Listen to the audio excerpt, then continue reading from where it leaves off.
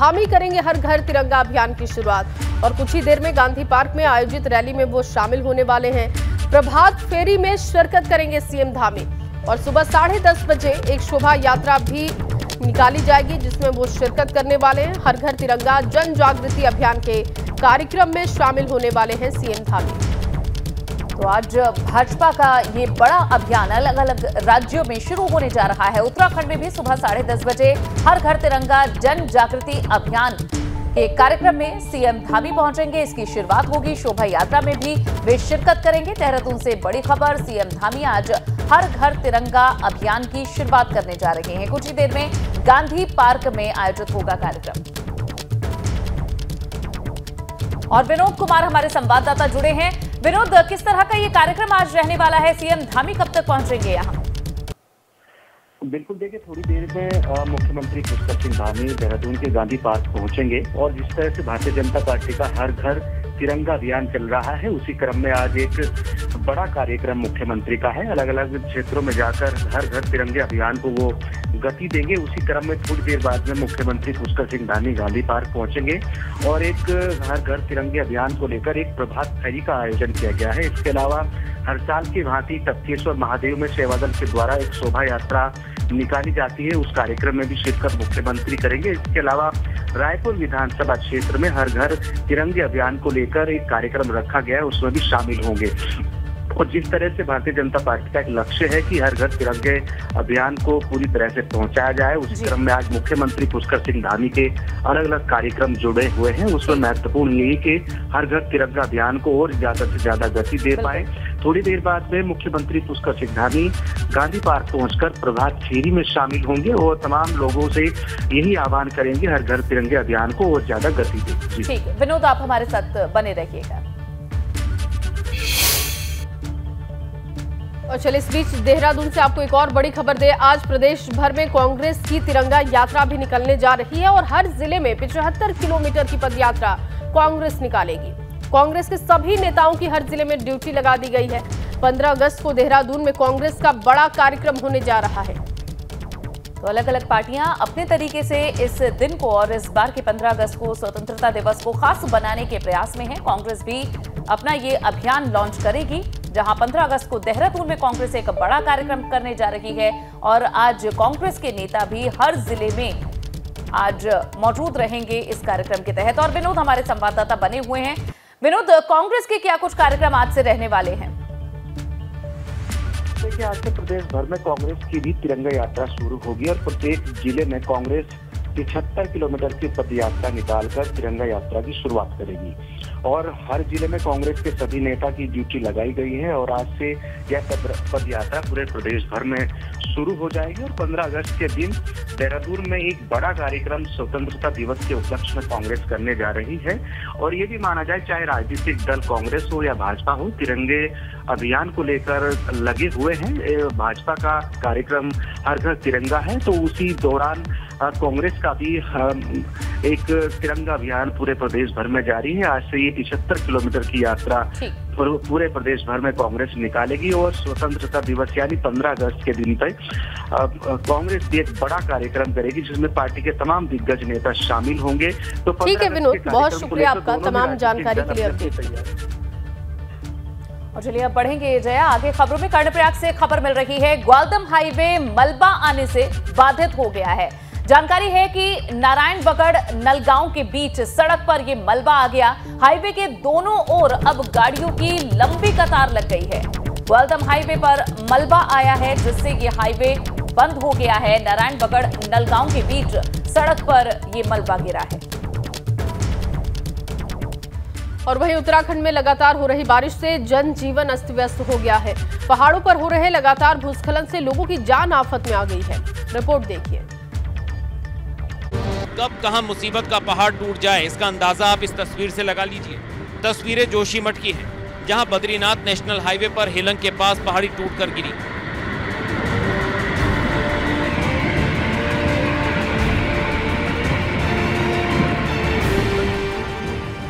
जिसका live video कैमरे में कैद हुआ है। देखिए कैसे ताश के पत्तों की तरह पहाड़ी भरभरा कर गिर गई और जिसने भी यह मंजर देखा उसकी आंखें फटी की फटी रह गई।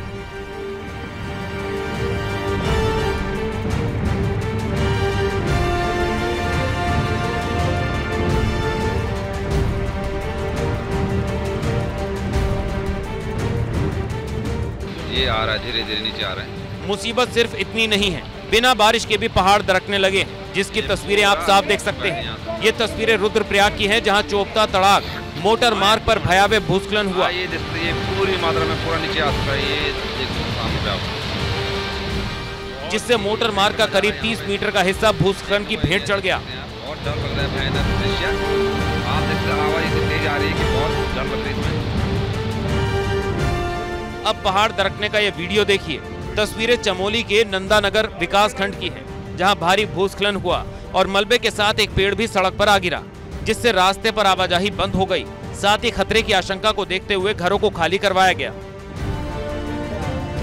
उधर कर्णप्रयाग में भी पहाड़ी से मलबा आने से बद्रीनाथ हाईवे उमा माहेश्वर आश्रम के पास बंद हो गया, जिसकी वजह से गाड़ियों की कतार लग गई और आईटीबीपी के जवानों ने रास्ता खोलने में मदद की।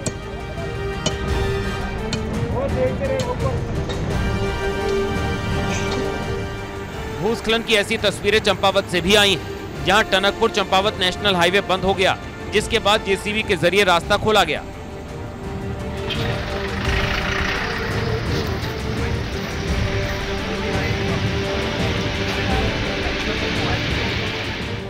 पहाड़ों पर भूस्खलन की तस्वीरें आपने देख ली, अब रपटा पुल की इन तस्वीरों को भी देख लीजिए। यहाँ पुल नाम का कोई नामो निशान तक नहीं दिख रहा, क्योंकि ये पुल अब गंगा की आगोश में समा चुका है। हरिद्वार के पंचपुरी गढ़मीरपुर से सुमन नगर जाने वाला रपटा पुल महाकुंभ के दौरान बनाया गया था, जो 1 साल भी नहीं चल पाया। इस पुल से हरियाणा, पंजाब और यूपी के छोटे वाहन गुजरते हैं, लेकिन इसके टूटने से लोगों की मुश्किलें बढ़ गई हैं। मूसलाधार आफत से पहाड़ों पर रह रहे लोगों की मुसीबत लगातार बढ़ती जा रही है। ऐसे में लोगों को खुद सतर्क रहना होगा, क्योंकि अब हर दिन एक नई मुसीबत सामने आ रही है। और चलिए अब सीधी तस्वीरें आपको दिखाएंगे। तिरंगा यात्रा में सीएम पुष्कर सिंह धामी पहुंच चुके हैं। ये गांधी पार्क की तस्वीरें, जहां तिरंगा यात्रा आज से भाजपा की देहरादून में उत्तराखंड में शुरू हो रही है और इसकी शुरुआत करने खुद सीएम धामी पहुंचे हैं। हर घर तिरंगा अभियान भाजपा शुरू कर रही है। 15 अगस्त तक ये अभियान चलेगा और आज सीएम धामी इस अभियान की उत्तराखंड में शुरुआत कर रहे हैं। भाजपा का हर घर तिरंगा, सीएम पुष्कर धामी सीधे कार्यक्रम से तस्वीरें आप देख सकते हैं, जहां तमाम बड़े नेता भी इस कार्यक्रम में मौजूद हैं। हर घर तिरंगा अभियान के तहत जहां खुद प्रधानमंत्री नरेंद्र मोदी ने अपील की थी कि 15 अगस्त तक सभी लोग सोशल मीडिया पर अपनी फोटो तिरंगा के साथ लगाएं, साथ ही अपने घरों पर भी ध्वज लहराएं, क्योंकि ये जो वर्षगांठ है, ये जो स्वतंत्रता दिवस इस बार हम मनाने जा रहे हैं, ये बेहद खास है। अमृतकाल में जहां इस स्वतंत्रता दिवस को और भी खास अंदाज में मनाने के लिए भाजपा ने अपना ये अभियान लॉन्च किया है और आज उत्तराखंड में इस अभियान की शुरुआत हो रही है। इसकी सीधी तस्वीरें आप देख रहे हैं, जहां सीएम धामी कार्यक्रम में पहुंच चुके हैं और कैबिनेट मिनिस्टर भी उनके साथ आप देख सकते हैं, हाथ में तिरंगा थामे हुए सीएम धामी जहां आज इस कैंपेन की शुरुआत कर रहे हैं। और देखिए, उन्हें इस अभियान से जुड़ी हुई टोपी पहनाकर और हाथ में झंडा लेकर सीएम धामी, उनका स्वागत सबसे पहले कार्यक्रम में हो रहा है और उसके बाद आज ये तिरंगा यात्रा, हर घर तिरंगा यात्रा शुरू हो जाएगी। कई किलोमीटर तक ये यात्रा चलेगी और उसके बाद जन चेतना और एक तरह से पूरे देश के लोग इस बेहद खास वर्षगांठ पर तिरंगे को लेकर वो सम्मान, वो अभिमान महसूस करें, इस बाबत भाजपा ये कार्यक्रम अपना लॉन्च कर रही है। आज न सिर्फ उत्तर प्रदेश बल्कि उत्तराखंड में भी इस कार्यक्रम की शुरुआत होने जा रही है और सीएम धामी इस कार्यक्रम की देखिए शुरुआत कर रहे हैं। पहले उनका स्वागत किया जा रहा है और उसके बाद हरी झंडी आज इस अभियान को दिखाई जाएगी सीएम धामी के द्वारा। गांधी पार्क में ये रैली का आयोजन होगा। सीएम धामी से हरी झंडी दिखाकर इसकी शुरुआत करेंगे। प्रभात फेरी में इस वक्त सीएम धामी की तस्वीरें आप देख रहे हैं। हर घर तिरंगा अभियान की शुरुआत आज से हो रही है। गांधी पार्क में इस बाबत ये कार्यक्रम शुरू किया गया है। तमाम बड़े नेता और कैबिनेट मंत्री आप तस्वीर में देख सकते हैं। देहरादून से ये सीधी तस्वीरें। भाजपा जहां पूरे देश को इस हर घर तिरंगा से जुड़ने का आह्वान कर चुकी है और आज से इस अभियान की शुरुआत उत्तराखंड में हो रही है। प्रभात फेरी में शिरकत करने पहुंचे हैं सीएम धामी। मंच पर उनका स्वागत हुआ है और उसके बाद गांधी पार्क से ही इस रैली को आयोजित किया जाएगा। प्रभात फेरी में शिरकत करते हुए सीएम धामी पौधा भेंट कर उनका सम्मान किया गया है। इस अभियान से जुड़ी हुई टोपी उन्हें पहनाई गई, पटका पहनाया गया और उसके बाद तमाम कार्यकर्ता, युवा सभी इस कार्यक्रम में शिरकत करने गांधी पार्क में पहुंचे हैं। हर घर तिरंगा अभियान के जरिए जहां घर घर पर तिरंगा लहरे, ये आह्वान भाजपा की ओर से किया गया है।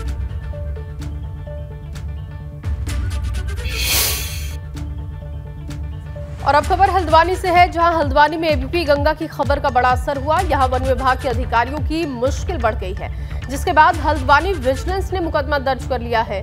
मामले में किशन चंद समेत अन्य अधिकारियों के खिलाफ केस दर्ज किया गया। फॉरेस्ट डिपार्टमेंट के भ्रष्ट अफसरों पर उत्तराखंड शासन की ओर से कार्रवाई करने के निर्देश दे दिए गए हैं। मेरे साथ में विजिलेंस डायरेक्टर अमित कुमार सिन्हा जी हैं, उनसे पूछते हैं सर, शासन की तरफ से कार्रवाई के निर्देश दे दिए गए हैं, अब सर आगे की जो कार्रवाई रहेगी विजिलेंस की वो किस तरीके की रहेगी? देखिए, इसमें जो कॉर्बेट में अवैध निर्माण और वृक्षपातन का जो मामला था, जिसमें कि फॉरेस्ट के अधिकारियों के विरुद्ध हम लोगों ने एक जांच रिपोर्ट सौंपी थी, जिसमें कि हम लोगों ने आग्रह किया था कि इसमें विधिवत मुकदमा दर्ज करने की अनुमति दी जाए, तो वो हमें अनुमति प्राप्त हो गई है। आज हल्द्वानी सेक्टर में मुकदमा दर्ज हो जाएगा और उसके बाद प्रॉपर इसमें विवेचना चलेगी कि इसमें किन की गलती है। देखिए, अब तक मैं आपको इतना बता सकता हूँ कि जो फॉरेस्ट के अधिकारी, एक तो किशन चंद और उसके साथ अन्य अधिकारियों जिनके ऊपर बात आई है, ये सब विवेचना के बाद ही पता चल पाया कि उसमें उनके ऊपर कितना बड़ा आरोप तय हो रहा है। जो शासन को आपने रिपोर्ट प्रेषित की है, क्या उसमें पूरे साक्ष्य ऐसे हैं कि जो भ्रष्ट अफसरों पर ये साक्ष्य पूरे पाए गए हैं, या फिर तमाम ऐसे महत्वपूर्ण बिंदु हैं जिन पर अब विजिलेंस आगे की कार्रवाई करेगी? देखिए, चूंकि विवेचना का मुख्य उद्देश्य होता है सही तथ्य तक पहुंचना। अगर कोई भ्रष्ट है तो उस भ्रष्टाचारी के विरुद्ध कार्रवाई भी करना, और अगर नहीं है तो सिर्फ मुकदमा दर्ज होने पर ही हम ये नहीं कह सकते कि वो गलत है। हाँ, इतना ज़रूर है कि हमारी प्रिलिमिनरी इंक्वायरी में जिन अधिकारियों के विरुद्ध हम लोगों ने पाया था कि प्रथम दृष्टया गलती मौजूद दिख रही है, उनके विरुद्ध ही हमने विधिवत मुकदमा दर्ज करने की अनुमति मांगी थी, जो कि हमें प्राप्त हो गई है। धन्यवाद सर। निदेशक विजिलेंस अमित कुमार सिन्हा बता रहे हैं कि जिस तरह से फॉरेस्ट डिपार्टमेंट से कई अधिकारी सस्पेंड हुए हैं, कई को मुख्यालय अटैच कर दिया गया है, उन पर धामी सरकार की ओर से कार्रवाई करने के निर्देश अब दे दिए गए हैं। अपने सहयोगी कैमरा पर्सन मनवर रावत के साथ विनोद कुमार, एबीपी गंगा, देहरादून। और अब बढ़ते हैं आगे। कुदरत उत्तराखंड की धरती पर पेंटिंग बना रही है। इसके रंग हर 15 दिन में बदल जाते हैं। यहाँ 1-2 नहीं बल्कि तकरीबन 500 लैंडस्केप हर 15 दिन में रचे जाते हैं। ये एक और घाटी है, ये चमोली के जोशीमठ में नई फूलों की घाटी है।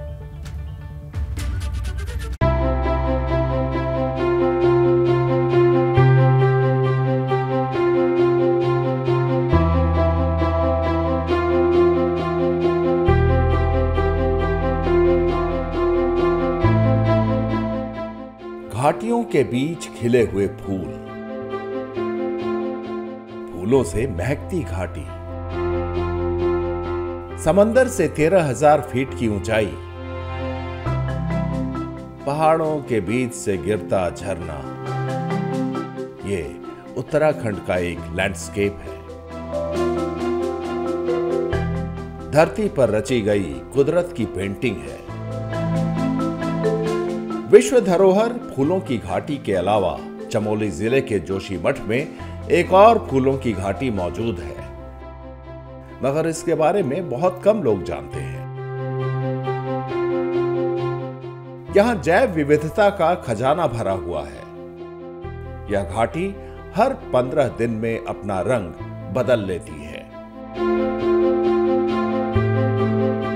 जोशीमठ औली के ठीक सामने थैंग गांव के शीर्ष में स्थित एक चनाब घाटी नाम से प्रसिद्ध फूलों की घाटी है, जिसमें इन दिनों अगर आप लोग जाएंगे तो लगभग 500 से अधिक प्रजाति के पुष्प यहाँ पे खिले हुए हैं, जिसने घाटी को 4 चांद लगाए हुए हैं। और पर्यटन की दृष्टि से अभी तक यहाँ पे कोई भी कार्य नहीं हो पाए हैं।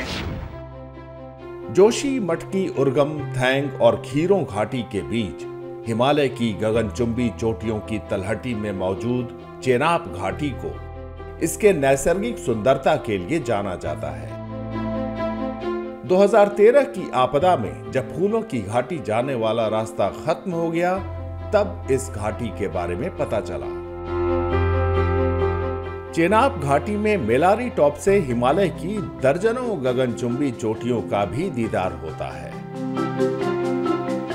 इसके अलावा ये घाटी अपनी अनूठी जैव विविधता के लिए भी जानी जाती है। Bureau report, ABP Ganga.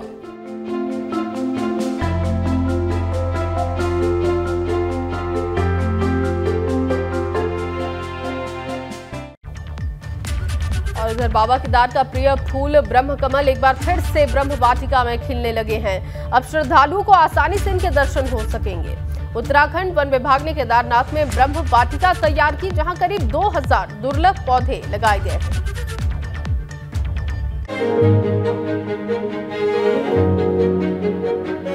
ब्रह्म कमल, ब्रह्म वाटिका। केदारनाथ में वन विभाग ने ब्रह्म वाटिका तैयार की है। यहाँ पर ब्रह्म कमल सहित हिमालय की दूसरी जड़ी बूटियों के 2000 पौधे लगाए गए हैं। उत्तराखंड के राज्य पुष्प ब्रह्म कमल से सावन महीने में बाबा केदार की विशेष पूजा अर्चना होती है। विशेष फूल के साथ साथ वाटिका में दूसरे हिमालयी पौधे भी लगाए गए हैं। वन विभाग के कर्मचारियों का कहना है कि इनके लिए विशेष सावधानी बरतनी पड़ती है। फूल जब लगेंगे तो लोगों को अच्छा लगेगा कि वो ब्रह्म कमल के दर्शन भी करके जाएंगे। केदार बाबा के तो करते ही करते हैं, ब्रह्म कमल के भी दर्शन करेंगे तो उन्हें भी अच्छा लगेगा। और वर्तमान में हमारे पास जो है, हमारी जो यहाँ पे ब्रह्म वाटिका है, इसमें 2000 पौधे हैं। और आपका जैसे बजरदंती की है, कुटकी है, हमारे पास पाषाण भेद है और स्ट्रॉबेरी है। 12,000 फीट पर होने वाला ब्रह्म कमल भगवान शिव का प्रिय पुष्प माना जाता है। सावन महीने में इसी से भगवान केदारनाथ का श्रृंगार होता है। हिमालयी क्षेत्र में इंसानी गतिविधियां बढ़ने की वजह से ये फूल भी विलुप्त होने की कगार पर है, जिसके बाद इसके संरक्षण के लिए ब्रह्म वाटिका तैयार की गई है। Bureau report, ABP Ganga. और हर घर तिरंगा अभियान में सीएम धामी का संबोधन शुरू हो चुका है। सीधा देहरादून का रुख करेंगे। अमृत महोत्सव देश के अंदर मनाया जा रहा है।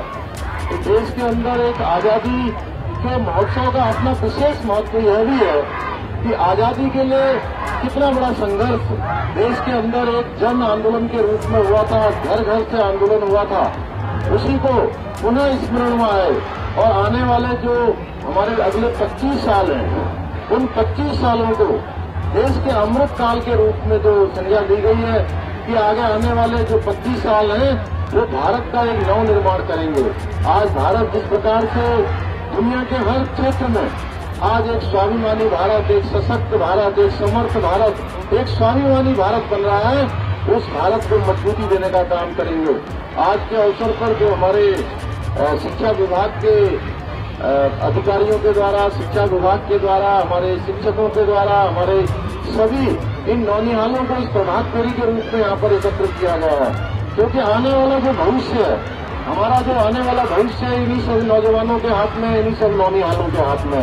इनको एक नया भारत बनाना है और एक नया उत्तराखंड बनाना है, नव उत्तराखंड बनाना है। अब आज से 3 साल बाद हमारे राज्य का भी स्थापना दिवस मनाया जाएगा और 25वां स्थापना दिवस मनाया जाएगा। हम रजत जयंती वर्ष में प्रवेश करेंगे, जहां हम 25वें स्थापना दिवस को मनाने के लिए हर तरीके से हमने संकल्प लिया है। जो संकल्प हमारा विकल्प रहित संकल्प है और विकल्प रहित संकल्प के आधार पर उत्तराखंड हमारा हिंदुस्तान के श्रेष्ठ राज्यों में शामिल हो, जिसमें हमारी सारी व्यवस्थाएं, उसमें शिक्षा व्यवस्था से लेकर चिकित्सा व्यवस्था, हमारा पर्यटन का क्षेत्र, हमारा औद्यानिकी का क्षेत्र, हमारा ऊर्जा का क्षेत्र, हमारे कनेक्टिविटी का क्षेत्र, हर क्षेत्र में। और जहां हम ग्रोथ रेट की बात करते हैं, आने वाले समय में हमने संकल्प लिया है कि इसको हम कई गुना बढ़ाएंगे और एक समर्थ उत्तराखंड बनाएंगे। जो हमारे प्रधानमंत्री जी का एक भारत श्रेष्ठ भारत का जो नारा है, जो उनका एक संकल्प है, उसमें उत्तराखंड भी एक जो है एक गिलहरी की तरह जो हमारा योगदान हो सकता है, हम गिलहरी की तरह एक सशक्त योगदान यहाँ से देंगे।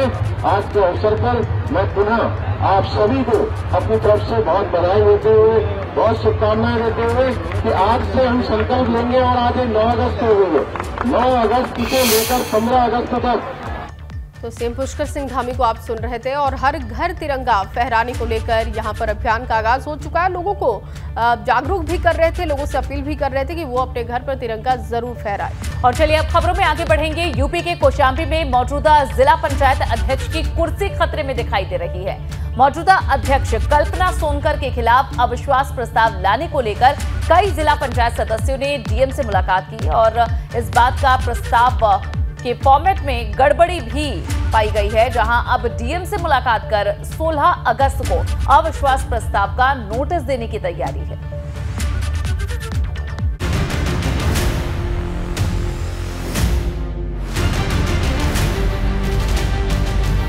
कौशाम्बी के जिला पंचायत सदस्यों ने डीएम से मुलाकात की है और जिला पंचायत अध्यक्ष का चुनाव दोबारा कराए जाने की मांग की है। अविश्वास प्रस्ताव का प्रारूप सही नहीं होने की वजह से मंजूर नहीं हुआ, जिसके बाद अब 16 अगस्त को मुलाकात की तैयारी है। एक अलग तरीके से लिख दिया है, तो उन लोगों ने भी इस बात को ध्यान दिया और उन सदस्यों के द्वारा ये कहा गया कि वो पुनः कोई दूसरा समय चाहते हैं जिसमें कि वो अपना प्रस्ताव दे सकें। तो उन लोगों ने कहा है कि 1 हफ्ते के बाद वो सही प्रारूप पर और सही फॉर्मेट में पुनः अपना एक अविश्वास का प्रस्ताव यहाँ पर प्रस्तुत करेंगे। विरोधियों में शामिल विजमा दिवाकर ने कल्पना सोनकर के खिलाफ चुनाव लड़ा था, लेकिन बहुत ही कम मतों से वह जिला पंचायत अध्यक्ष बनने से चूक गई। हाल ही में उन्होंने सपा छोड़ दी थी। अटकलें हैं कि वे भाजपा ज्वाइन कर जिला पंचायत अध्यक्ष का चुनाव लड़ सकती हैं। ऐसा इसलिए कर रहे हैं क्योंकि हमारे क्षेत्र में हमारे साथ अभी 18 सदस्य हैं और फिलहाल 26 हैं पूरे, और किसी के क्षेत्र में एक भी काम नहीं मिल रहा है। और बताइए, हर गांव हर क्षेत्र से फ़ोन आ रहा है कि हमारे क्षेत्र में काम करवाइए। जब हमको काम अध्यक्ष जी दे नहीं रहे हैं तो हम काम कहां से करवाएंगे। कलेक्ट्रेट पहुंचे सदस्यों का आरोप था कि 1 साल से अधिक का समय बीत जाने के बाद भी जिले में विकास का काम नहीं हुआ। विकास न होने से क्षेत्र के लोग नाराज हैं, इसलिए उन्हें बगावती तेवर अपनाना पड़ा है। Bureau report, ABP Ganga. और चलिए इसी रिपोर्ट के साथ इस बुलेटिन में बस इतना ही।